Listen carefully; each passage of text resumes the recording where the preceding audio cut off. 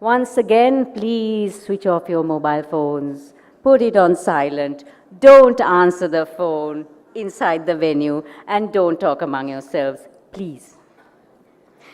Our next session is on mindfulness for ethnic harmony, religious tolerance. I'd like to invite our moderator, Bishop Duleep Chickera. I did see him in the audience somewhere. Ah, yes, he is here. And joining him as on his panel of speakers, the guest speaker for this session, speaking on communal tensions, religious conflict, and mindfulness, the Venerable Bhikkhuni Tathaloka.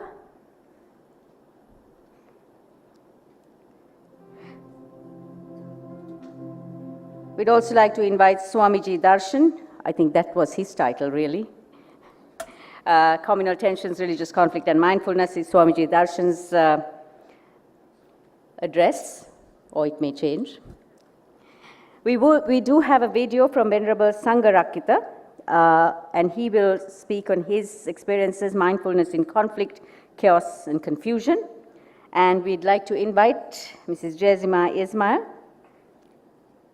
who will bring in her own formula of a value-based remedy. Each speaker has a time limit of 12 minutes for their speech, and then Bishop will take over for a Q&A session, which we can also open to the audience.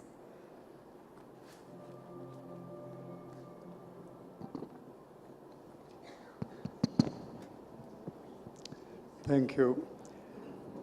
We are now on our last panel discussion, an extremely sensitive and a crucial topic, mindfulness for ethnic harmony and religious tolerance. There's no necessity to give you information on our panelists because this information is available in the Summit Handbook. And so I have great pleasure in inviting our guest speaker, the Venerable Bhikkhuni Tathaloka, to address us.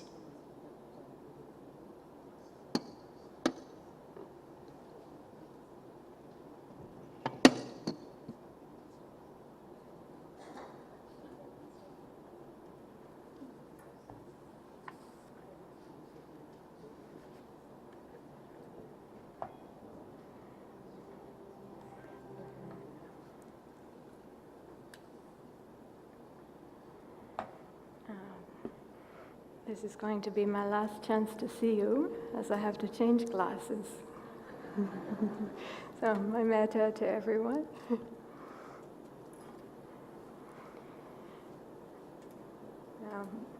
I'm going to be speaking to this topic, furthering the meditation time that we had yesterday.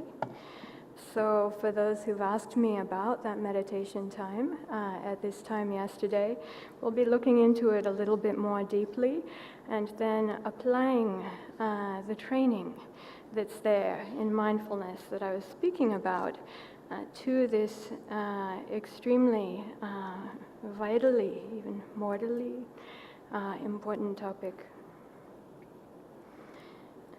Now, I have a lot of care for this topic. And I could probably speak about it for at least 1 hour, if not 2 hours, easily. So I'm going to try to just read what I prepared in order to speak within the short time that we have. So I'm speaking on mindfulness's access and depth practices for compassion and insight-based inter-ethnic and interreligious harmony and benevolence. I'd just like to say that in my life, the word benevolence in English has not been one that's been used so much, and I'd like to repopularize it in this context. In introduction, the Buddha's teaching on mindful awareness, Sati Sampajanya, as taught in the early Buddhist suttas of the Pali Canon, includes mindful training in specific themes of clear awareness and clear comprehension, developing what I would like to speak of here as a deeply connected awareness. This deeply connected mindful awareness, developed both internally and externally, naturally reveals and illuminates our innate commonality with all of humanity and all of life at both elemental and vital levels within our very own experiential knowing. Such mindful awareness, in which we see and know these truths for ourselves, when combined, when developed in conjunction with both locative and immeasurable, divine abiding or sublime abiding brahmavihara practices of metta, loving kindness, karuna, compassion, and mudita, appreciative joy, together with the quality of upekkha, that is capable of both holding and passing through everything, have the effect of opening, unbinding, and stabilizing the heart and mind, allowing the practitioner to experience for themselves freedom from intolerant, prejudicial, delimiting views which afflict and divide our diverse and multifaceted humanity over isms, including ethnic, racial, and religious pluralism. With such insight knowledge, the heart becomes tender towards all forms of life. In the ancient Pali language of Theravada Buddhism, anukampang upadaya, rising and moving with compassion for one another. A new human morality is born within us as we grow in deeply connected awareness through these practices. This is a morality common to all who develop such awareness into moral awakening, of enormous value not only for the realization of the excellent human potential of ourselves as individuals, but for the whole interrelated collective, offering a substantial contribution towards reduction of conflict and enormous pain and suffering for humanity. Thus, these should not only be considered superficial practices, but both access and depth practices, or practices that help us access the depths, able to work progressively and effectively at the root level and at all levels of the issue and process. Let me briefly summarize a few of the most effective and relevant practices that we have worked with and trained in. First, developing the foundation of mindfulness, both internally and externally. In our mindfulness training, including mindfulness of the body and breath, mindfulness of feelings, and mindfulness of mind, one intentionally develops mindful awareness of all of these, directing and applying mindfulness to key topics, both internally and externally, that is, in oneself and in others, with regards to all of humanity and all living beings. Through this process, one becomes aware of blocks or hindrances in perception, which may appear in oneself, challenging mindful awareness and clear understanding of oneself and others. I move now to mindfulness of the hindrances. Developing mindful awareness of hindrances, in example, ill will, can bring to light the causes of the hindrances. The antidotes, remedies for these hindrances, are taught together and progressively developed in our training. With the unblocking of these hindrances to a fully interconnected awareness, both internal and external, people find release and a new freedom with the opening of their hearts. Afflictions and negativities which had plagued them previously, whether gross or underlying, begin to loosen their grip and unbind, leaving the person more free and psychologically healthy. Natural qualities of kindness, compassion, and appreciation towards both themselves and others begin to arise in their heart minds, as well as in their words, actions, and life choices, unhindered.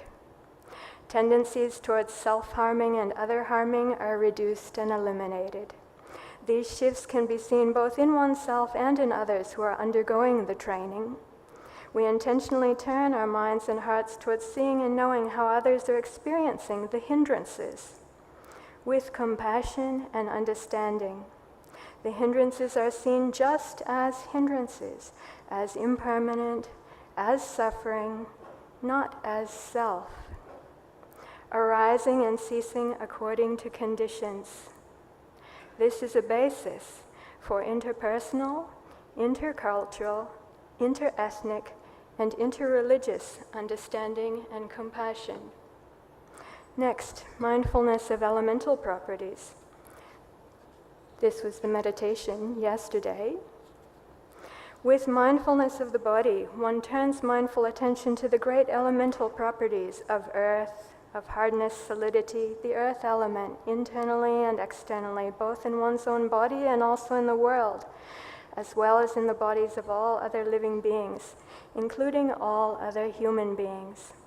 In another example, mindful attention is turned to the air element, both internally as in the breath and externally in the world, in the breath of all other living, breathing beings.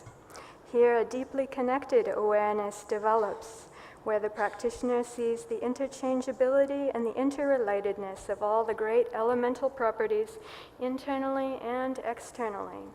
For example, the breath of one's own body, the breath of the world, and the breath of all people and all living beings is all the same shared breath, as in our meditation yesterday. Designations of internal or external, what is mine or not mine, are seen and known as ever so momentary, changing and in flux as the breath enters and leaves the body. The same for the water element seen in the flowing blood in our bodies, the rivers and streams of the world. Such mindful awareness leads to insight into one aspect of non-self or non-individuality and engenders compassion for all living beings, like oneself, sharing in the breath of the world, sharing in the waters of the world, sharing in earth in warmth and coolness, in all of the 4, 5, or 6 great elemental properties. This is mindfulness of the body developing a deeply connected awareness with regards to these great elemental properties. We can easily see how these properties are utterly non-discriminating with regards to race, ethnicity, or religion. Mindful awareness, seeing and knowing nature, flows in harmony. Mindful awareness of death and mortality. With mindfulness of the body is also taught mindfulness of death, the great equalizer. Here, mindful awareness is intentionally applied and directed to seeing and knowing the actuality of the shared processes common to all of life, of birth, of sickness, of aging, and of death.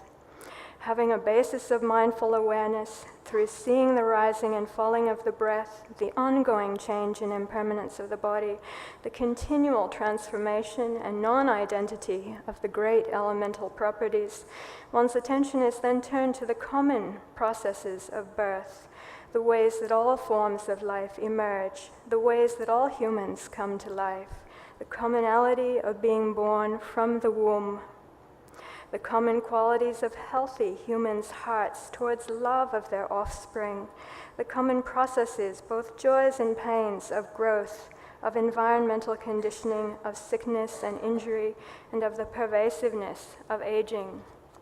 Mindful awareness is brought to these in order to see clearly, both in oneself and in all that one knows, excluding none. With appearance also comes disappearance, with rise comes fall. Mindfulness is turned to these universal truths, affecting all, sparing none. Then mindful and deeply connected awareness are turned to death and to the dying processes common to each one of us and all who have ever lived. Deep compassion arises here with clear, mindful understanding. Last, mindful awareness developed together with the sublime abidings. with compassion, while compassion and appreciation, together with a great equanimity of mind, often arise naturally in the course of such mindful awareness training. They are also specifically taught in conjunction as mutually supporting practices. The mindfulness meditation tradition masters, in their practice instructions, teach the intentional alternation of mindfulness and insight practices with practice of the 4 sublime abiding Brahmavihara meditations on loving kindness, metta, compassion, karuna, appreciative joy, mudita, and the quality of mind which equalizes, rebalances, and frees the heart-mind, enabling the kindness, compassion, and appreciation to go deep, being able to hold and pass through each and every one of all kinds of conditions, upekkha, able to penetrate with these qualities into the unconditional level. Thus, loving kindness, compassion, and appreciation arise from mindful awareness, and mindful awareness is deepened and clarified through cultivating and developing the sublime abiding meditations. The mind is purified and freed from the hindrances to deep mindful awareness, specifically those related to vyapada, hostility, ill will, divisiveness, negative discrimination, conflicted perceptions, all those things that darken, restrict, divide, and distort the heart-mind. This highly sensitive, unlimited, and unobstructed mindful awareness is applied to seeing and knowing the truths of things as they are, reducing and eliminating the ignorance that is the very basis for all non-benevolence, opening the way for benevolence. In conclusion, this thorough training in mindful awareness as developed in its traditional aspects of mindfulness of the body and breath, mindfulness of the elements, and mindfulness of death, together with the support of the sublime abiding meditations, can be cultivated and developed by any and everyone as access practices for compassion and insight-based, intercommunal, interethnic, and interreligious relationships. Benevolent relationship that is based not on superficials, but on deep mindful awareness of the commonality of the very bases of our lives and existence, based on healthy hearts and minds and their natural inclination towards harmonious interrelationship and peaceful, mutually appreciative coexistence. By mutual appreciation is meant with appreciation for both self and others, to all as to myself. With enormous gratitude to the discoverers and teachers of these effective practices, we see how they're just working with developing basic human qualities and potentials in positive and excellent ways, independent of race, religion, or ethnicity. Yet in application, these practices directly touch into and work effectively at the very bases and roots of all kinds of interpersonal, intrapersonal, and interpersonal conflicts and divisions, bringing light into darkness, showing a path where we were lost, turning right side up what had been overturned. Excellent medicine for the needs of our beloved humanity.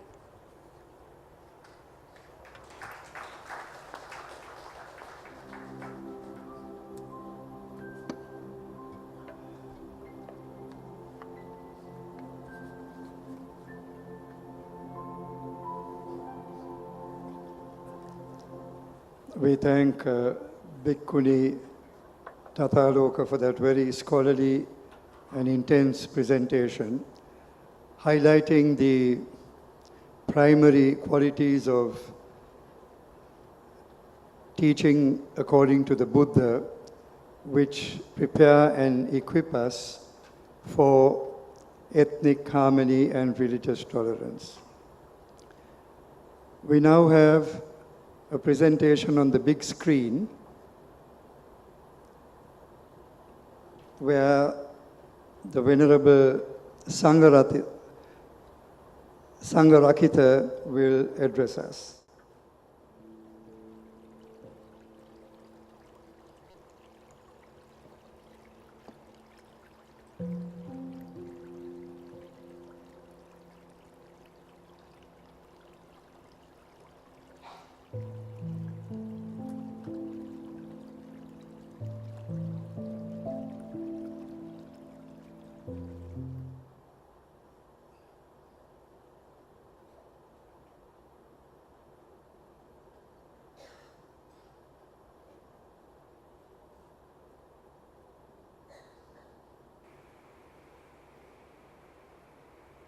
Namo tassa bhagavato arahato sama sambuddhassa. Namo tassa bhagavato arahato sama sambuddhassa. Namo tassa bhagavato arahato sama sambuddhassa. Idam saranam gacchami.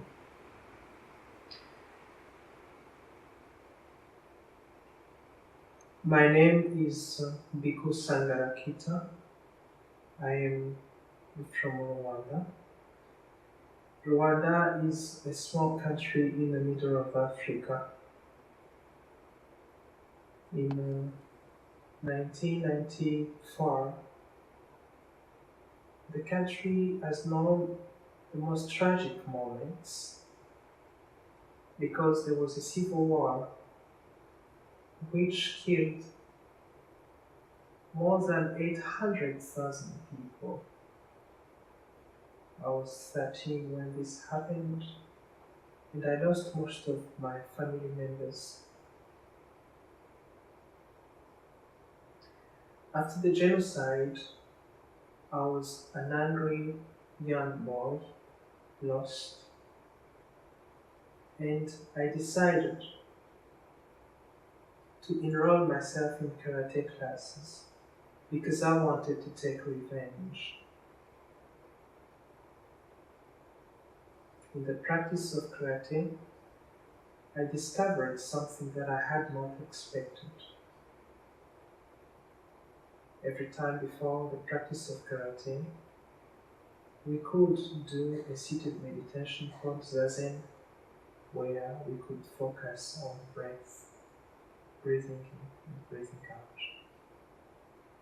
These first experiences of meditation brought me a deep peace of mind and tranquility that I had never known before.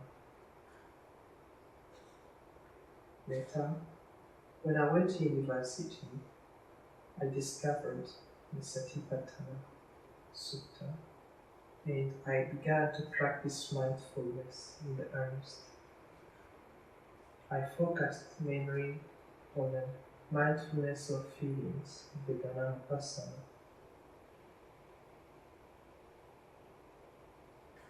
The way of my practice was and is still first focusing on knowing different parts of the five aggregates, knowing that the mental formation oftentimes comes and interferes with the practice. For instance, when you start to meditate, oftentimes the mind starts to wander. There's a little voice in the mind which might be telling you, please give me something interesting to do, more interesting to do, and just sit here. What you just simply need to do when this voice comes up is to switch it off, as if you were switching off a radio, and then simply focus on what is arising in the feelings, and just see them arising and see them falling until the tranquility sets in once again. Suppose that you have anger. When you have anger, it's like a fire burning. It's something that hurts you. If someone makes you angry, it's not different from someone coming and giving you a burning coal. The right thing to do if someone gives you an iron bar is simply drop it, but not blame the person who has given it to you. The moment you see anger arising, you stop blaming yourself or you stop blaming any other person, but just simply turn your attention on what you feel. Where does the anger Where is the feeling of the anger even in the body? That's where you can let your awareness abide. Then you give the anger the right to be. The anger has arisen in you, not because you wanted it, but because of causes and conditions that you did not control in the first place. When you give the anger the right to be, without reacting to it, then the anger starts to lose its meaning. What hurts you is the attachment to the anger or the aversion to that very feeling that you do not want to feel. Then, when you stay with your awareness with that feeling of anger, what happens is that you start to see through it. You realize that the anger is like a cloud. A cloud comes, it can be very dark, but eventually the cloud is going to go. You realize that anger is impermanent and fleeting like everything. And because it's impermanent, you cannot hold on to it. You cannot say, it is my anger. It's just the anger which is passing through your mind. And you realize that by trying to hold on to it, it's like holding an iron bar. So, by realizing the three characteristics of existence, that the anger is impermanent, the anger is selfless, it's not something that you can own, and it's unsubstantial, and it's not something that you can say it's mine, and it's painful, then you just simply let it go. It does not belong to you, and it's not who you are. And by realizing that, the anger naturally dissolves. That's how mindfulness can help to dissolve anger, to dissolve thoughts of revenge, to dissolve even any kind of feeling. It can be a positive feeling like joy. So when joy comes, you just simply observe it like a bright cloud, and you know that joy will go. And you know well that with the passing away of joy, then there is going to be suffering, dukkha. But you also know that when this suffering comes, it's also like a dark cloud which is passing through the mind. Then it's also going to go when the time is right. And you have to realize that the feelings that arise in your mind, they arise because the time is right, and because you want them to. Wanting them otherwise is not a cause or a condition for what they are. It's a cause for your unnecessary stress. So when you understand that, it becomes very easy to cope with any feeling, be it a positive feeling. And then eventually you realize that feelings, be they positive, be they neutral, be they negative, are simply fleeting like waves. They arise and they pass away quickly. And you realize that you cannot rely onto something that's fleeting to take decisions regarding your life. And you realize that you cannot even look after a happiness because you know that any happiness is fleeting. And you know that when sadness comes, you can accept it, but you know that sadness is going to go. When happiness comes, you know that you can accept it, but you still know that happiness is going to go. And you can remain in this equanimity, accepting whatever comes without resisting it, letting go what must be released without attaching yourself to it, and remaining in this peace of mind, accepting whatever arises, and just simply observing the rising and passing away of all phenomena. This is how one practices the mindfulness of feelings to cope with any sensations, any feeling that arises. It does happen that quite often people are always looking for happiness. The pursuit of happiness is what makes people keep on being disappointed, because first, it brings a lot of stress. Next, when the happiness is there, it's not lasting, and then when it's gone, sadness steps in. One simply has to accept whatever arises, just as one accepts the seasons.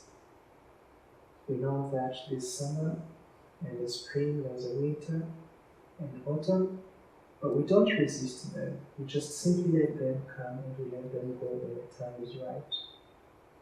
So, just as you accept the seasons that pass across your feelings, the mindfulness of feelings helps us to accept the seasons of our minds. That's where one can have peace. May you be well, may you be happy, may you be peaceful, may you find equanimity, may you realize that everything, every phenomenon is fleeting. Sati, Sati, Sati.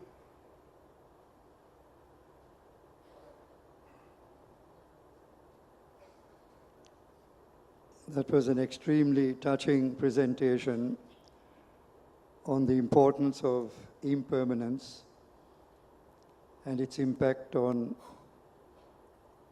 communal and interreligious violence.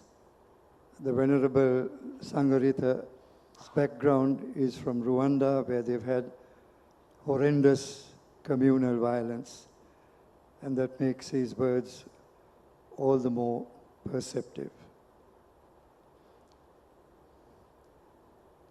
We now have the Venerable Swamiji Darshan to address us.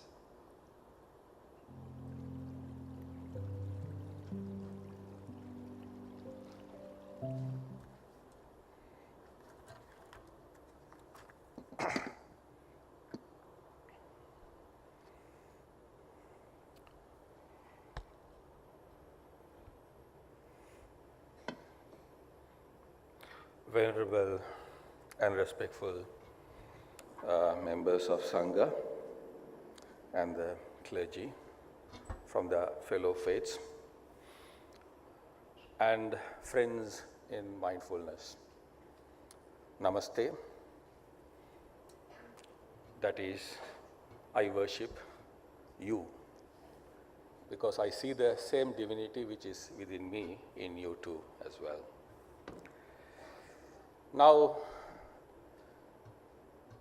Global Summit on Mindfulness. This is the third day. You all must be oozing out of mindfulness through every pore. And some of you all must be looking forward to when will it finish. There's little bit more of weekend left, there we can go and chill out. Okay. I'm here to address you on communal tensions and religious conflicts and how we can use mindfulness. And what I would like to do is I want to follow this famous principle called KISS. That is, keep it simple, stupid. But sometimes we are very good in complicating things for ourselves. And then we look for complicated solutions. Okay, moving on. This is what I propose to do. Just address you on the purpose and what is a community and what is a religion, then what is the problem and what is the solution, and I would like to conclude. So first is the purpose.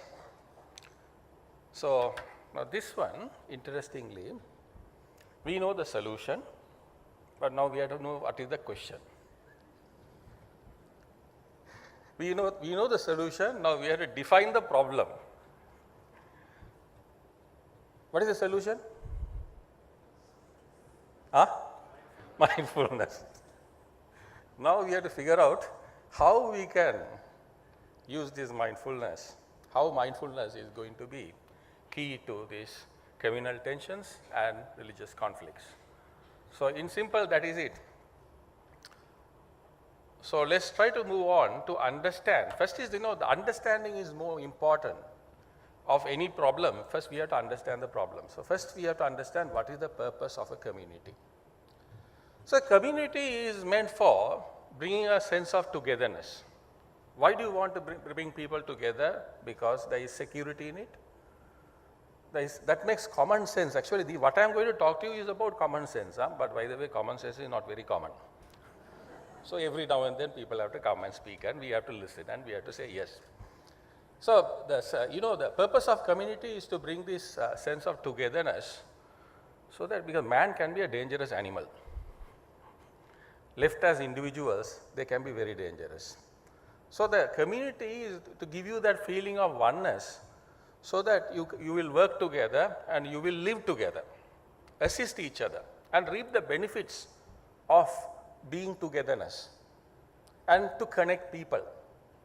So when you come in, so many people are here, you would want to meet each other, greet each other, and connect with each other. Try remaining a stranger, all of you, throughout these 2 days session. How would you feel? Awful. So that wanting to connect with each other is built into us. So the community is meant for that, to connect with each other so that all of us can benefit. So in other words, it's an ego killer. Okay? So where it reduces the sense of individuality for the sake of everyone, so that everyone benefits and everyone is happy in the society. So they say man is a social animal. So if you want to qualify as a social animal, then you have to connect with each other, and the community is basically meant for that. This is common sense, so you have to indulge in me for sharing this with you. Similarly, purpose of religion, if you look at it, at the crux of the religion, you will see the sense of oneness through love, where you are trying to bring everyone together to feel that oneness.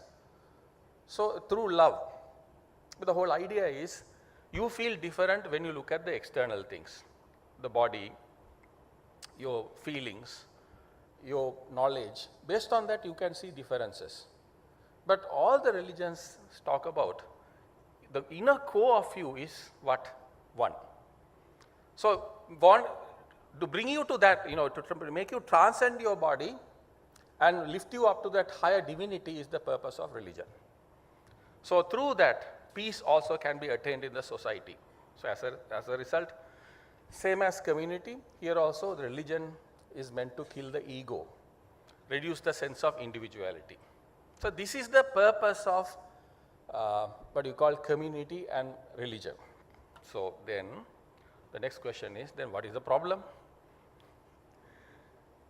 The answer is there with you. I'm just reminding all of us. We are abusing this sense of community, sense of religion to what? I'm putting the answers here and asking you this question. To divide people, to discriminate against each other, to create superiority and inferiority feeling, absolutely abusing them. And then we want to know what is the solution.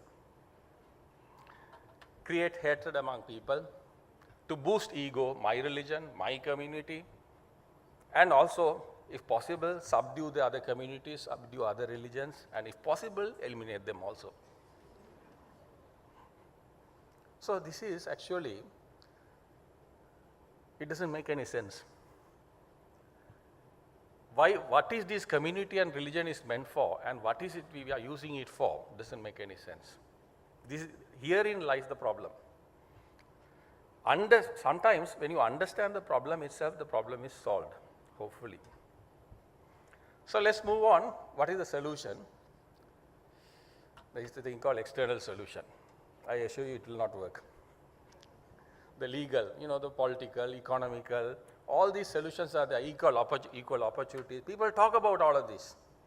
Of course, it has a place, but all of this will not work till we take care of this one, the internal solutions, where each and every one of us are supposed to have this.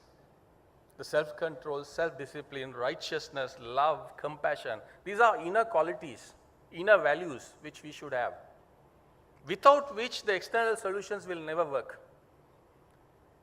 If you have all of these within, you don't need a constitution. You see, to talk to your neighbor, you don't need a constitution. You see? So, we have to have all of this. Then, of course, the most interesting part is the knowledge and the mindfulness. So, I mentioned a lot of qualities, but all of those qualities can be imbibed only if you have what? Mindfulness. Okay? So, the mindfulness is the most important thing what I want to talk to you about, because only if you have mindfulness, you can cultivate these inner values, and through these inner values, cultivating these inner values, you can find a solution to these problems. So, what I want to talk about is, this mindfulness is a very basic solution which can solve all these problems. As Reverend Dhammajiva said, it's a panacea for all the illnesses. But as Deepal would say, marketeers, they would complicate it. So once upon a time, you went to the shop and you bought soap. Now you go, for hair you have something, for face you have another thing, for the body you have another thing. You can go on and on and on. They can complicate it, where the solution is what you want to clean. Similarly, if you complicate it, the solution will look very complicated. But if you want to simplify it, this is a simple solution. You have to have that mindfulness about what is right and what is wrong. And as you have already been told in so many numerous speakers, it's very effective from childhood. You teach them once. You teach them to be righteous. Because you don't want to find one problem, one solution for communal problems, and you want to find another solution for religious problems, and somebody else will come up with some other problem. That human beings are like that. So every problem you can't find another unique solution. You teach them one solution, you enable them, you empower them with one solution with which, to be able to think properly. To be able to think properly, you need that mindfulness. You need to know what is right and wrong. And that is why, friends, I say, it is one solution to many problems. So having said that, I would like to conclude. Mindfulness, friends, if you become mindful, it will expose all the false boundaries which we have created among ourselves, and we are using those boundaries to divide and then fighting with each other, hurting each other. And it hurts to see a country like ours, where all four faiths are there, practiced very well, and we were hurting each other and we were bleeding to death for 30 years. It's a painful thing. And we have the solution. And yet, we let other people divide us. So this is why I said, Sumandran said that, finally, Citizen Pereira have to be empowered with this. So if Citizen Pereira wants it, then they will stop playing. They will play to the gallery, but Citizen Pereira wants mindfulness. So they also will become mindful. So we have to empower all the Citizen Pereiras with this tool, mindfulness. Of course, when you enable this mindfulness, it does not only solve the communal problems and the religious problems, it enables them to live righteously, and of course, makes sense. And as Reverend Dhammajiva said, we want to address the cause. We don't want to cure every problem, but we want to address the cause itself. So in that sense, mindfulness makes a lot of sense. And with that, thing is flashing now. Okay, I've come to the end of my talk, and I wish the organizers all the success. I'm sure the conference is a success, but for the Sati Pasala, in taking this mindfulness forward towards addressing the issues the country is facing, especially the harmony, lack of harmony. I'm sure we will, if so many people are here, we are connecting to each other, and if we can take this message forward, regardless of our labels, we can make a difference, and we have to commit to make that difference. Thank you.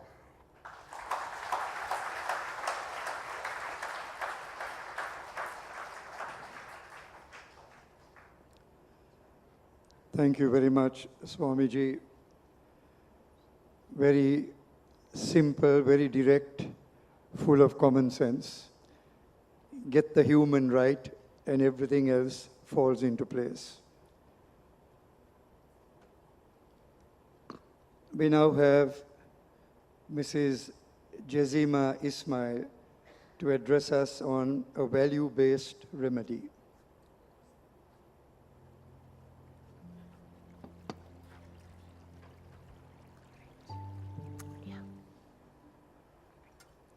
Venerable members of the Sangha, members of the clergy, and friends. I am supposed to, I say supposed to speak because I feel rather a novice at this whole conference. I've been in mindfulness just for a few months, and I will explain the purpose later.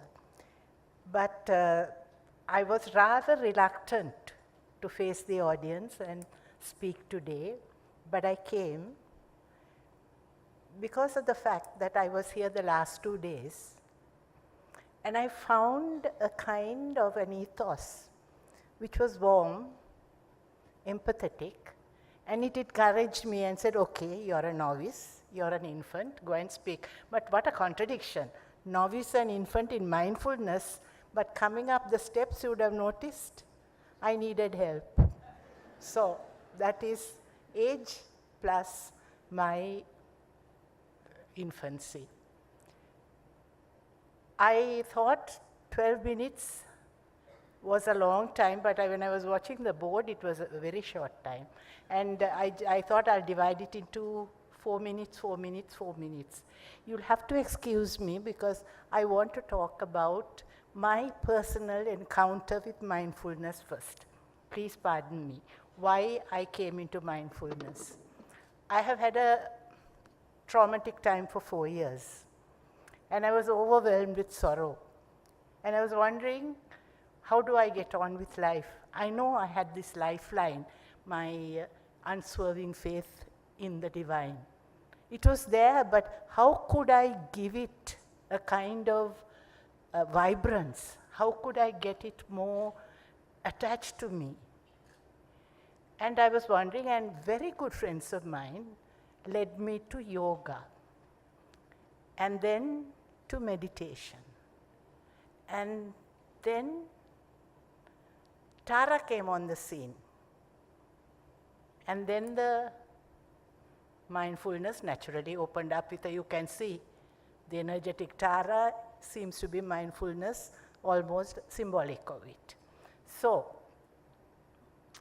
and then when I spoke about value-based education and value education in schools, how principals were trying to introduce it as a subject, and I was quite against it because as an educationist and a social activist, I felt value education cannot be taught as a subject, but it has to go through the curriculum and the subject, and the curriculum. So anyway, that was it. But then I had another barrier to face. I'm a Muslim, a practicing Muslim, and I found that for the last 60 years, Now you can calculate my age.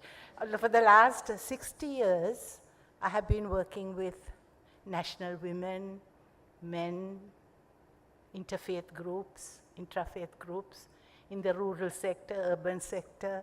When the war was going on in the LTT, in the Jaffna, I was there with the Disappearance Commission, Human Rights Commission. I was there. And then I sort of thought to myself, I needed this and I have to go ahead with it. But then again, some of the members in my community were not for it. They said, look, it isn't of your religion. It's another practice altogether. It has Buddhistic tones, Hindu, yoga, meditation. What is all this about? So I felt that I need to go into a deep study of it, and I must say the conference has helped me because I need to convince these people and work on it. But again, I went myself to I am a practicing Muslim. I recite the Quran, and the Quran is full of words like ponder, meditate, deliberate, look at the heavens. How does the system work? The appreciation of the environment. All these are the things the Quran talks about. And moreover, our 5 times prayer is it's not almost, it is a meditative experience, I must say. Meditative experience where you come with feelings of gratitude and humility in front of the service of the divine. That is what it is all about. And then again, when we are praying, I just realized after I went into mindfulness, I used to find myself distracted. But if I try to be in the moment and not get rid of the useless thoughts in my mind and try to give the past and the future, you know, the definition of mindfulness, I don't have to say it. So the prayer really worked with a lot of passion, a lot of sincerity, and I felt I was there close to him. And he was there to help me. That was God. Anyway, so I realized mindfulness is very much a part, an integral part, I would say, of my religion and everybody's religion. I cannot be but an admirer, appreciator of all religions. Having been taught in a Catholic convent, having been teaching in a Buddhist school, and then in a Muslim school, working with priests and all venerable sirs of the different clergies. For me, religion is something wonderful. And I feel that this whole whole mindfulness process sometimes gets a little out of hand, in the sense that some of the readings I have done, some of the discussions I have faced, have told me that it is becoming quite secular. And I was wondering, could mindfulness help in a kind of a value-based remedy if it hasn't a spiritual foundation? After all our religions no doubt have traditions and rituals and practices which are maybe outwardly different, but in my interfaith groups, I have found that more or less our basis is the same. What we think of is the same. And in fact, mindfulness as a definition is it's as a very simple definition. When you think of mindfulness, what is it? It's a cultivation of the quality of mind and the power of the mind to be present, certainly in the moment without judgment and without interference. Well, that is mindfulness. And then when I found that I was going into mindfulness, this was the only practice I can talk about, because being in my infancy of mindfulness, I can't tell you stories, I can't tell you practices, I can't tell you experiences, but this fact I felt. What was it? That definitely my stress was easing, my sorrow was becoming less, my loneliness I could contend with. So I thought, my goodness, here is mindfulness, but I can't work on it alone. It has to have a value-based system. And also, what happens is, it also undermines, I would say, the destructive cognitive and behavioral processes. It also undermines. So then I was thinking of Sri Lanka. Just now Swamiji was talking about how wonderful it would be if we can unite this blessed little island of ours, the most beautiful island, which all of us love, and I don't think any of us would choose any other country. This is our country. And how do we progress? Reconciliation, peace growing, unity, all that is very important. But what are the strategies that one could take out of this mindfulness? Now, our society is emerging from a horrendous war.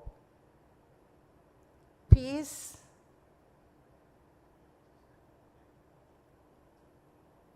is it there?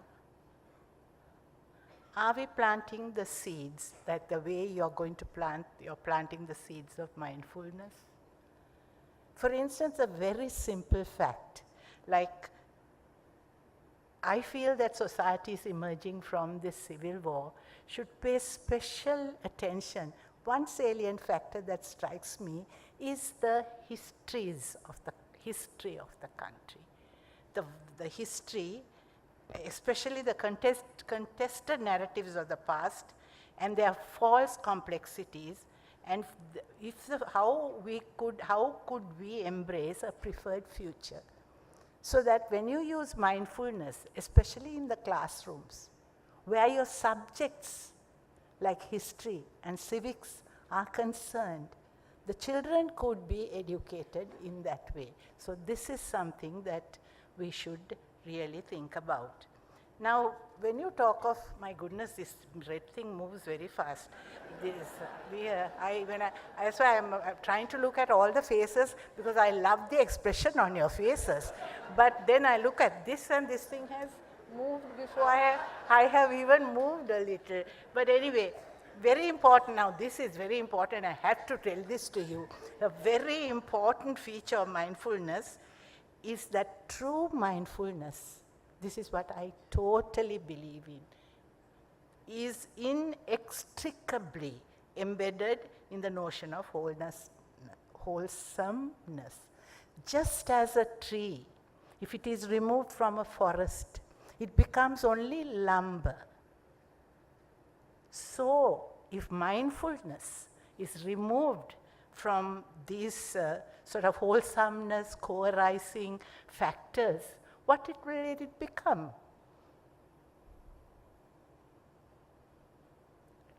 A teacher who has been teaching all her life, and my life has been pretty long, this, it will become just attention. Nothing more, nothing less. So that it is very, very important to, there is, in fact, of my infancy in mindfulness, there is a lot I want to say, but pardon me, time has moved on, and Savitri must be waiting to send me off, but anyway.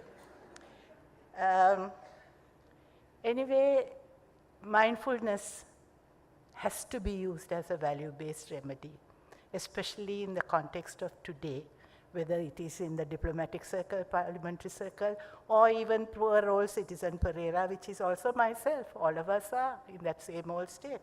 So we have to do, and I want to thank the organizers of this conference for the 2 days of knowledge, but it is going to take a long time. I don't know for y'all, because y'all are all practitioners. Me as an infant, it is going to take a long time to glean from the knowledge, the wisdom, to see, to know, and to act. Thank you very much for your patience. And one more compliment to the audience. I don't know what is it in the audience, but somehow or other I was able to speak because I felt there was a kind of an empathetic appreciation, if there is one such phrase. Thank you very much. And salam alaikum, because let peace be with all of us, every single one of us, which will embrace the whole country. Thank you.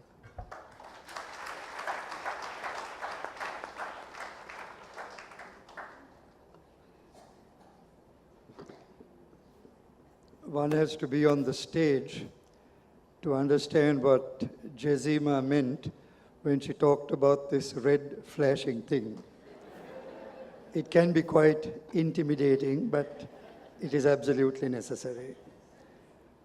So we thank Jezima Ismail, the infant, who made an extremely mature presentation, reminding us, and I hope this is something we will be able to take away with us, reminding us that spirituality goes well beyond the divide of religion. Sati is universal spirituality.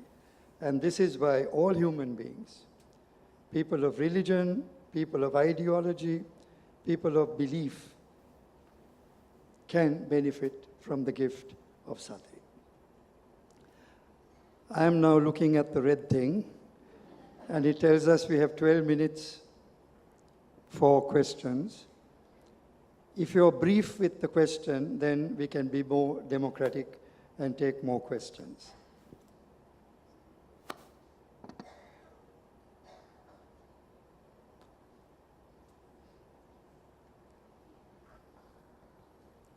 Anyone who has questions? Maybe Bishop Chickera, we could just have a discussion among ourselves until people are ready for a... Well, you need not have a question. You might certainly want to make a quick comment. So it's questions and comments. Yes, there's someone over there. A quick comment being the... Tell us whether it's a question or a comment. That'll help. I think this is only a comment. Yeah. I think one of the strongest messages came out of all these 3 days is the last presentation done by Mrs. Jezima Ismail. I think this is one of the things, the political blunders done by the people in the past, the politicians. So I think this kind of messages should go up in the hierarchy. Say, for example, take England, say India, Malaysia, Singapore, all these countries live in harmony with ethnicity, recognized as one of the best to live in harmony. That's what she meant. I think that is the message. It should go up to the hierarchy. This isn't a question. This is only a little comment. That's all. Thank you. There is one question there also. One of our ushers would like. Actually, I'm volunteering here, but I would like to raise a small concern, right? This is related to coexistence and reconciliation. This is open for anyone in the panel. Why can't we use mindfulness as a medium to create coexistence? Because it is about, as far as I understood, it's about attaining a non-judgmental state of mind. So when you attain mindfulness or when you achieve that state, you would not look at a person as a Tamilian or a Sinhalese or a Muslim or a Christian or you don't have any racial discrimination. So why don't we use this as a tool to create coexistence between communities. Thank you. Thank you. I'm going to ask Swamiji to respond to that. Actually, simple answer is yes. A little bit detailed is, if you ask Reverend Dhammajiva, the whole idea of Sati Pasala Foundation is about our future. Teaching the children, equipping, enabling them and empowering them with this tool, so that at least we believe the future will be a good one, where people will learn to live united. Because the old people, is very difficult to teach them. It's not teaching them. The problem is getting them to unlearn. They have to unlearn the differences. It's an uphill struggle. All of us are guilty of that. Even the spiritual leaders have failed in that sense. So that's why this is a very noble endeavor, where at least we have some hope that our future generations will be free from such prejudices because they are equipped and empowered with mindfulness. Thank you so much. Can I just make a comment, please? Yeah. I was just listening this. 3 days was very eye-opening, excellent. Yeah. So basically what I wanted to know was something like this. We've come up with this concept of mindfulness. I'm told not that recent affair, although we are discussing it now. Clinically, it has been applied for 30, 40 years, I think. Buddhism found it 2,500 years ago. But I felt that when I was a kid, religion, our spiritual background, as Bishop Chickera said, helped us. I didn't have a problem navigating the world. Of course, society has taken all kinds of aberrations now. And are we trying to infuse this? Is it not part of the religious traditions to take this up and infuse it into their thing? Just like Mrs. Ismail said, without value, spirituality, this cannot hold itself. That's what I feel like. I'm not so sure. I'll just leave it at that. Thank you. Thank you. Bhikkhuni Tathaloka, would you attempt an answer there? Should we leave it to the religions to carry this forward?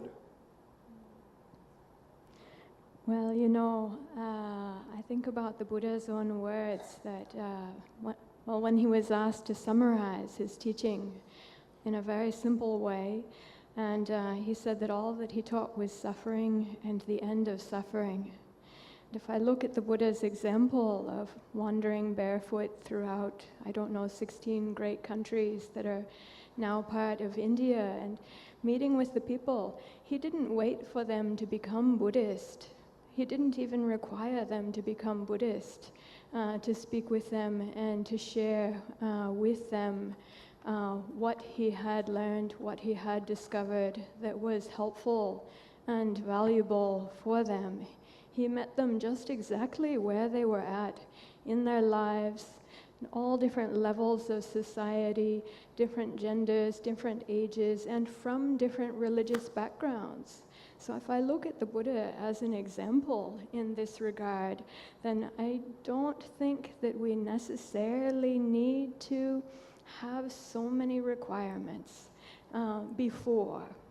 Of course, we were introduced to the Dhamma wheel with right view being at the top, and then going through the morality or sila section, and then coming to mindfulness much later in the path. But for that image of the Dhamma wheel, there's another way that that's taught that I've found very valuable and useful. Even in the Satipatthana Sutta, it mentions the mindfulness as being ekkayana. And there are different ways that this is understood. One of the ways that this is understood is the roundabout. And we have plenty of roundabouts here, and so many different streets come in, and then you go around. There's something in the center. And this roundabout, in my studies, I learned that this kind of place where all the roads come together, that this used to be called Ekayana.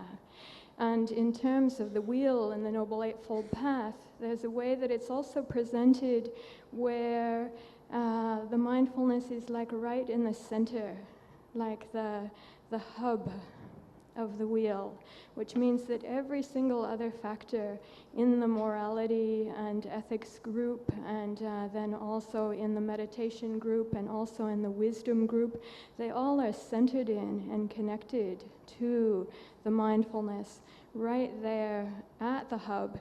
And this is something that came up in one of the other presentations. Sometimes Buddhists have asked, yes, that may be true for all the other factors, but not for the deep meditation, not for samadhi, right? But the suttas say that even the deep meditation is actually grounded in the mindfulness.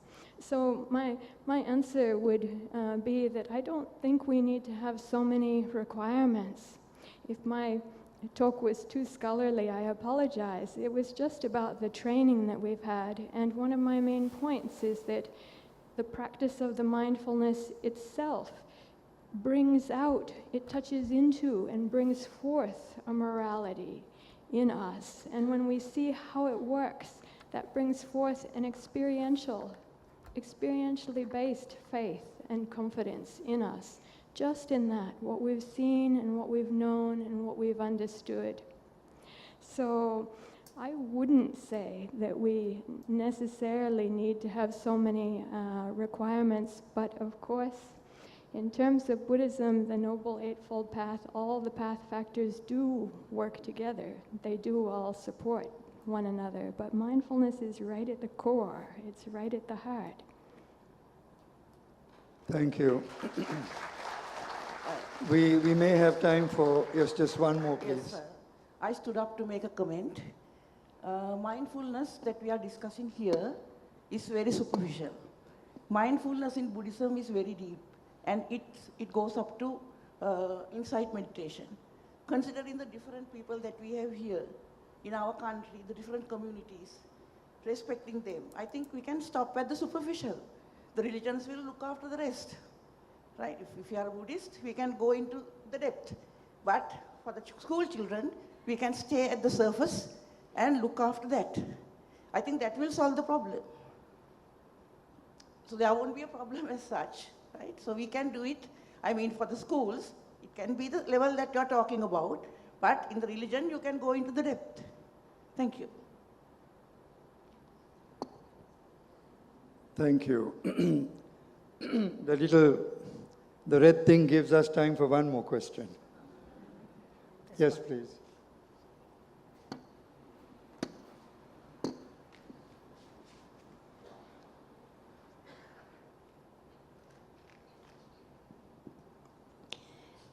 This is a question for Mrs. Ismail. I was totally appreciative of your talk. I have a question in terms of this ethnic divide that sometimes happens. I'm Sinhalese, but I live in an area where there's a lot of Muslims, and it saddens me that a lot of the women are kind of restricted to come and mix and become part of the community. And the men sort of are always the ones who seem to be making the decisions. And I'm wondering whether you have any thoughts about how we could remedy that and find a way for us to be more of a community.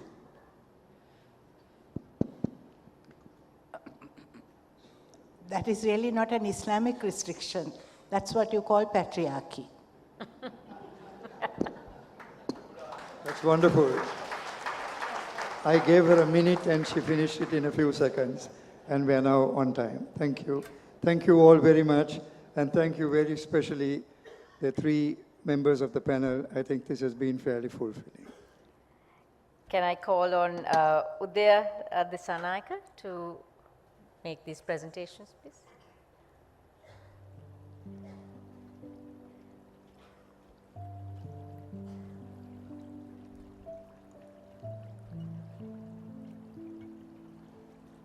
to the Venerable Bhikkhuni Tathaloka.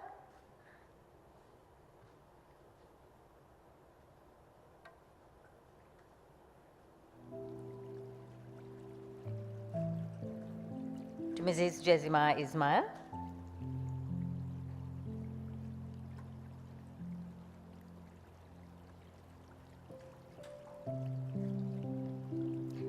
And to Bishop Duleep Chickera.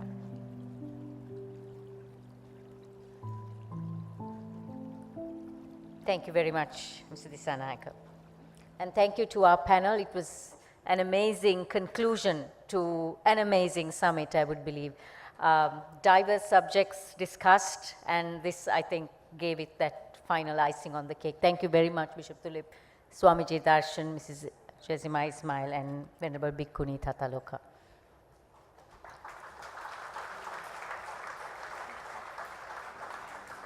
Just a small announcement, if anyone has left an iPhone charger and a wristwatch in this hall somewhere, or it was left around, it's with the information desk, so please get it from them when we break up later on. This is an unscheduled part in the agenda. A gentleman who wanted to say a few words and asked for 1 minute, so we can only afford that minute. The microphone is just there, Janaka, because we need the stage to arrange up. Thank you. Just a moment of gratitude to Dhammajiva Swami Vanse for guiding the entire universal force to bring this global summit to all of us. A very, very special thank to Dr. Tara. As you know, Tara is all Buddha's name in the Mahayana sector, and she has done a wonderful, wonderful job to bring all these speakers and the panelists to us. And Ranjan Malli, if not for Mr. Ranjan Walpola, the spirit of beginning would have never unfolded, because he underwrote this entire conference and said, just go ahead. And of course, through his greatness, there were lots more came into the planning, who even decided to take it all the way to the UN, and that's also unfolding in the future, and that's the good news. So as a resolution, I would like to share with you and leave thought with you. A lot of dates are dedicated with the UN, saying, you know, Compassion Day, Meditation Day, Yoga Day, various things. I think now we have a 365 days for mindfulness, and may all be blessed, and Thiruvan Saranai. Thank you, Janaka. We move into our final plenary session now, and to present the GMS resolution, I would like to invite the Venerable Dhammajiva.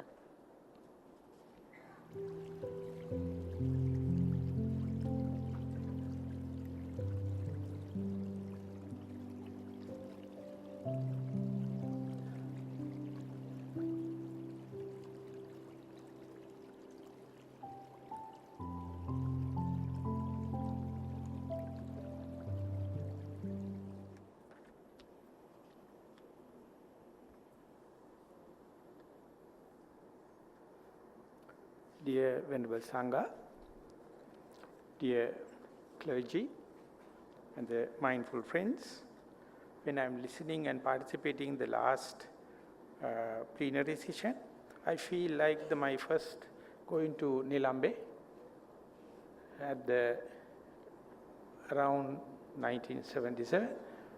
I was waiting. Many people come from the different countries, basically they are not Buddhist, and they are talking about mindfulness. I don't know. I was just listening, and they ask you very serious questions, and they seriously answered. And I was the person gaining everything. But I don't know how to ask the question, but of course it's my question. But later, the answer comes, so I feel like part and parcel of the team. It's a very divine. It's a very harmonious thing. And I'm happy that Venerable Yogavajara Rahul was there. And now at the end of the 2-day or 2.5 days session, we are now came into such a harmony, and very happy the question came and the way it is answered. And I knew, maybe I am overestimating, the summit is a success, even before the summit. So it was very easy for me to make my resolution before the summit. Thank you very much. I never expected this kind of a participation and encouragement and parallel leading. And therefore, I feel like a little child born, and I am with so much of mothers. They are taking care of each and every detail and taking about me. So I feel I am thoroughly protected and nothing to worry about.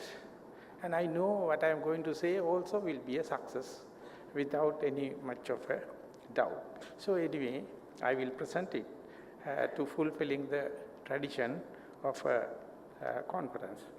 So the overwhelming response to the Global Mindfulness Summit launched by the Sati Pasala is a fitting tribute to the future expansion of and development. This is the planting seeds. And first at grassroots level, then at national level, and now at international level, Sati Pasala is ready to take new strides.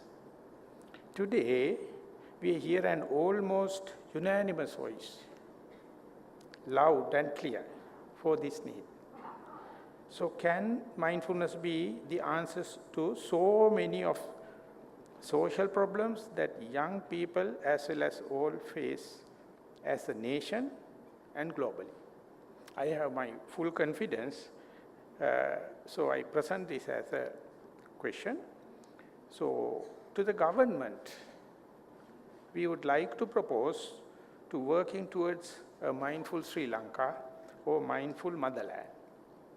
And as far as the schools, universities, national institutes of education and entire education system, we propose reaching out to achieve mindful classroom, mindful faculties, mindful campuses, as we see, if possible, 10 minutes a day and repetitive reminding about the mindfulness, maybe according to the Sati Pasala we have presented.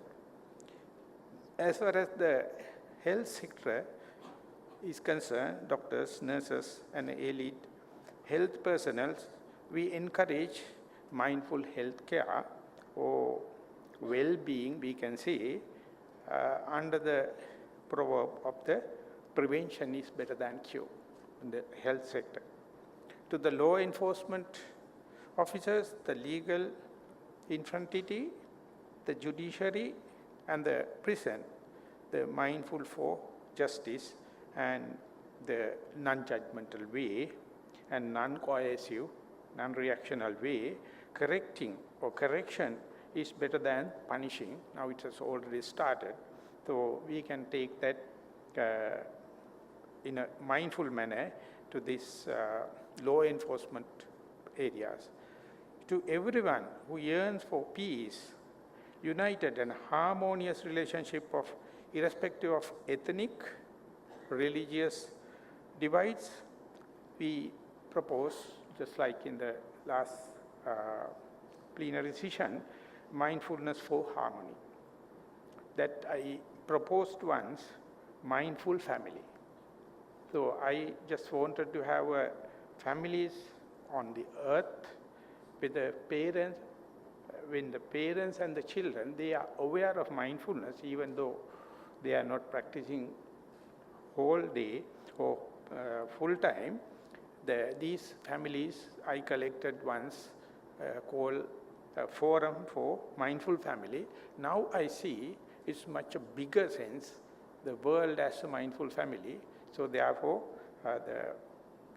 that idea we can carry it forward. To Sati Pasala Foundation is small, it's non-profit entity, managed entirely through the voluntarism, but vibrancy of its vision and the dynamism of its organization reach to the mega level. I'll come back to the point again under different sect, different line. The power of mindfulness and its potency to reach out have proved beyond any reasonable doubt the ability to take the Sati Pasala mindfulness movement to another level nationally and internationally. To this end, it is my fervent appeal and humble request to every one of you to join us and carry this message forward. Before ending this resolution, I'd like to give a little idea basically to the mindful facilitators. By listening so much of views and so much of idealism, we still maintain our secular domain, and I would like to indicate, according to my understanding, the mindfulness at the starting point, something like bare attention. It is a kind of a dynamic process.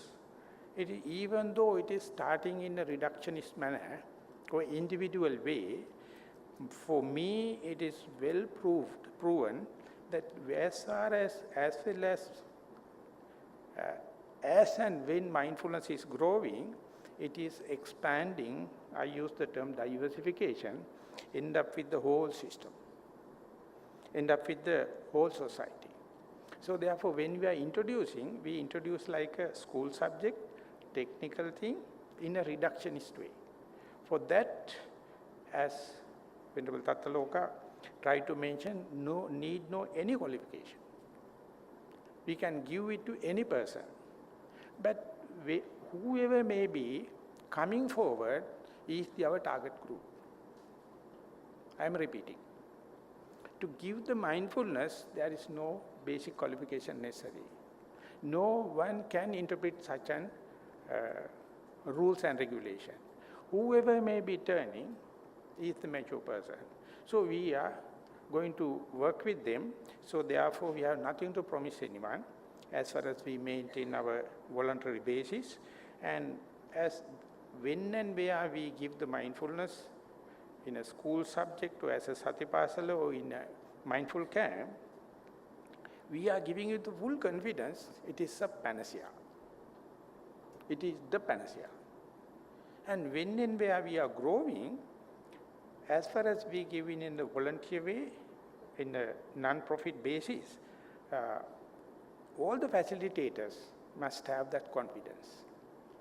Otherwise, facilitators, if they are wavering, very difficult to give the confidence to the newcomers and the volunteering people.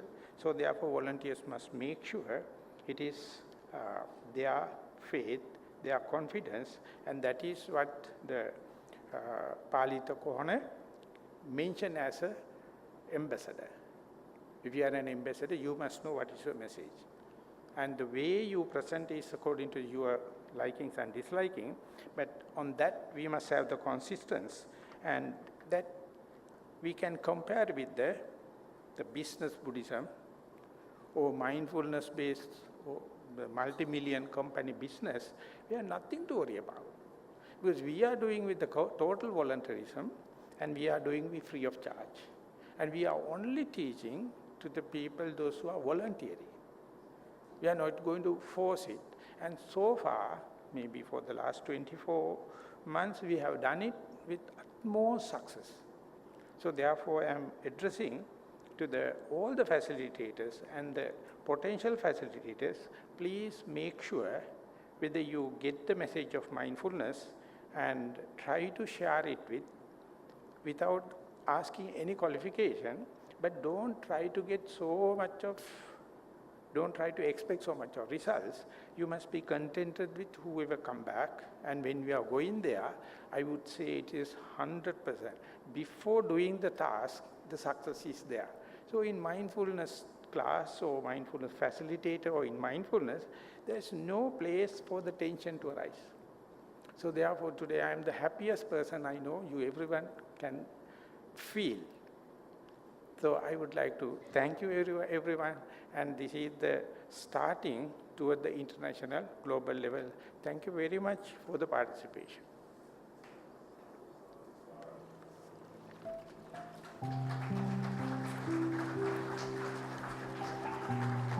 Thank you very much, Venerable Dhammajiva. And now for the concluding remarks, the President of the Sati Pasala Foundation, Harsha Gunasena.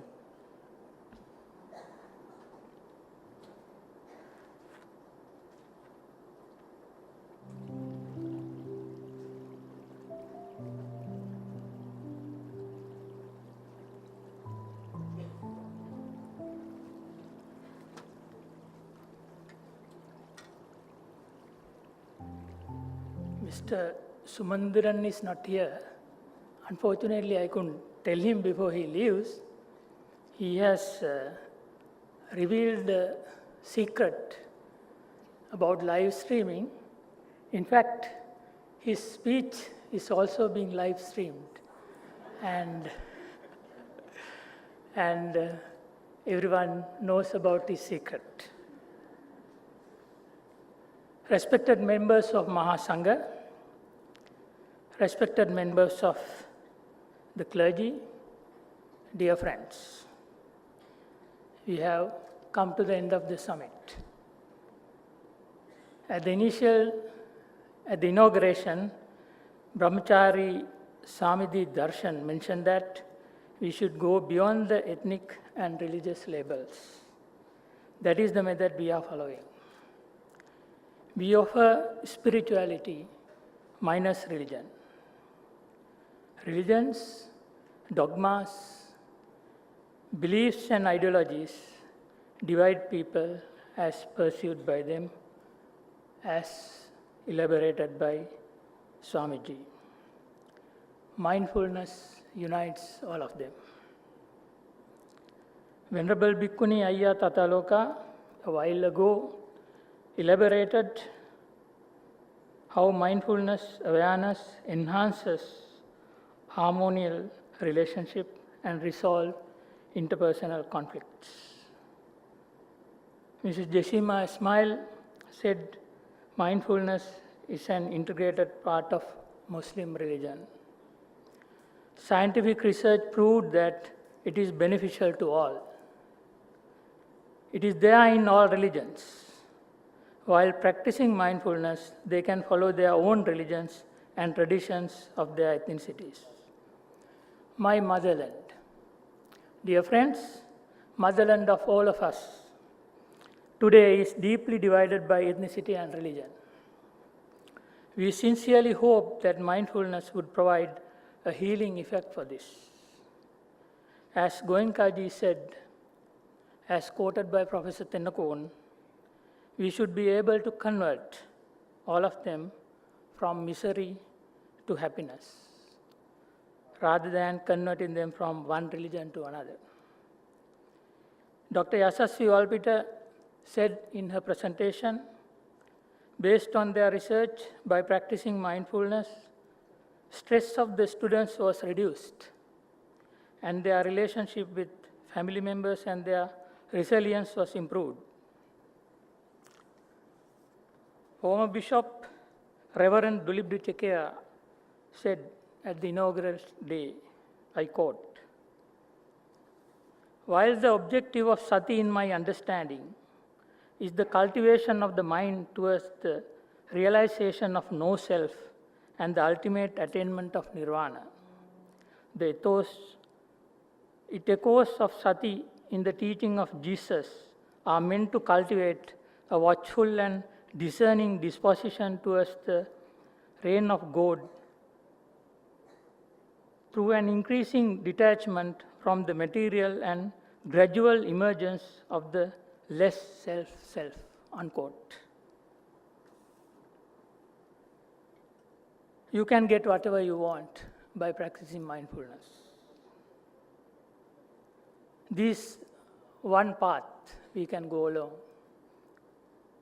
Whatever you want, you can get. Dr. Piyal Walpala said in the meaning, in Sinhala, Gediya Pitting Ganna. whatever. Sati Pasala is managed and training programs are conducted by a team of volunteers. We badly need volunteers to conduct training programs. Deepal said this in his presentation. So if you wish, we request you to join us as volunteers. Our contacts are in the web, our web, www.satipasala.org. As you all know, the Sati Pasala Foundation started as a small grassroots initiative to share mindfulness with school children. That was 2 years ago, but today it has expanded beyond our imagination and our initial expectations to cover many sectors and a variety of people, nationally and internationally. We are a small non-profit organization which doesn't generate an income. All its staff are volunteers who work tirelessly to realize the vision of Sati Pasala. We have totally thrived on our most generous donors who have supported us from very inception until now. The list is too long for individual mention, but I think every one of our donors know how special they are to us, how much we hold them close to our hearts for their kindness and generosity. At the end of the inauguration, a friend of mine asked me from where we get the funds. I gestured. You have experienced the summit, and if you wish to participate in our forward journey, you can contribute. Our account details are in the website. This is the Eastern tradition, and we are not in the business, as Bhikkhu Bodhi and Dr. Palitha Kohana pointed out. We thank all our spiritual dignitaries who accepted our invitation and joined us as speakers and special invitees. We are immensely grateful.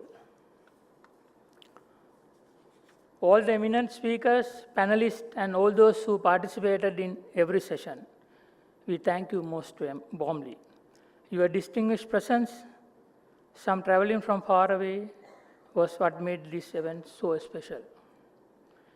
We are very thankful to His Excellency, the President, and all the ministers who accepted our invitations to speak.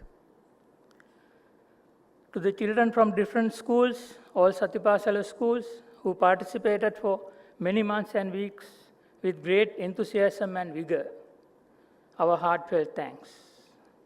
You brought lightness and joy into these proceedings with your delightful performance.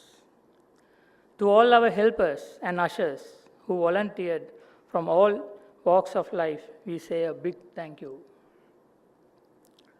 To the Sri Lanka Foundation Institute, its chairman, and all its staff who had such patience to deal with our multiple requests and sometimes unreasonable demands. Our sincere appreciation. We are thankful to the media personnel who covered our proceedings from the beginning of the pre-events until now. Thank you, Savitri, for moderating the summit with competence and professionalism. Also, we thank all of you, the enthusiastic participants who made the event a success. We thank our spiritual leader and founder of Sati Pasala, Venerable Dhammajiva Mahathero. We bow with reverence and appreciation. His steadfast guidance, unwavering and continuous encouragement always stood us in good stead. Finally, my heartfelt gratitude to the team GMS, who worked tirelessly to make this event a successful one.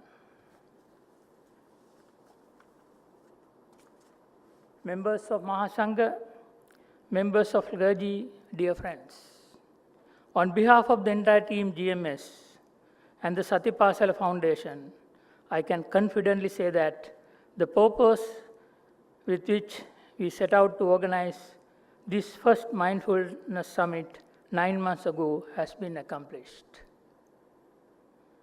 It was hard work, tedious at times, and most challenging in every way. But in the process, we learned a lot, and most importantly, we all had fun. And that was really the beauty of the summit. We will publish the presentation slides as well as the entire proceedings of the summit in our website, www.satipasala.org. Thank you very much.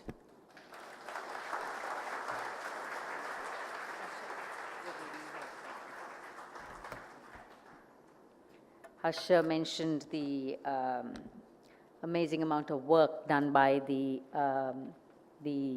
volunteers. Could I just ask him to present the volunteers with a token of their appreciation? Maybe we'll move forward. Shehani Udavatta, can we have you on stage? Just go forward in front of the choir. Go in front of the choir. Shehani Udavatta. Lihini Veerasinghe.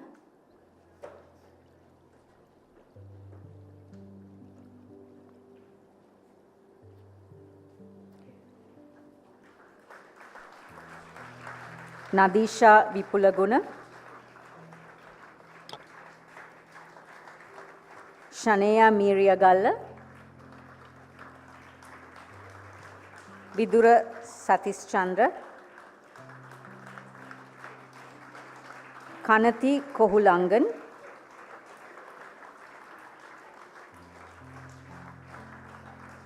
Shihan Sadun.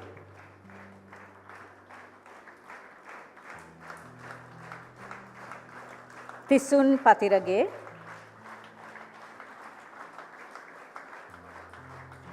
Palindi Kalubovila. And Senuri Piyatissa.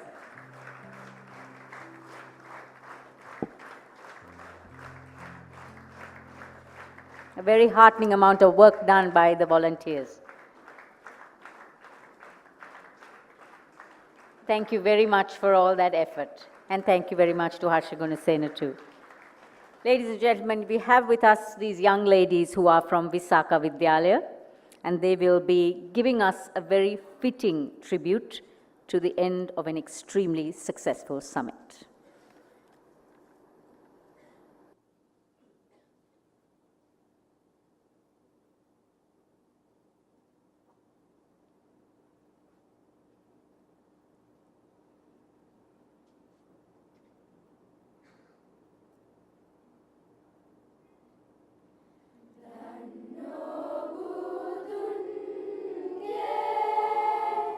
Sri Dharma Skanda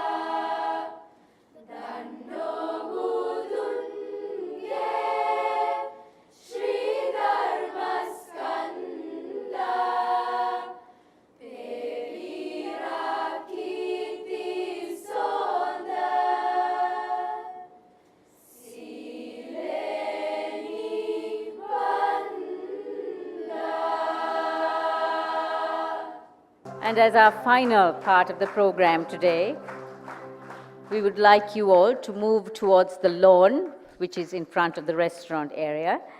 This will be a session that will be led by all the spiritual leaders within the audience. It's a silent prayer, a reflective contemplation, a pledge for peaceful coexistence and harmony through the power of mindfulness, which we have been discussing for the last 2.5 days. I would request first all the spiritual leaders to make their way out, and the rest of us will follow after that towards the lawn for about 15 minutes of the silent prayer and contemplation.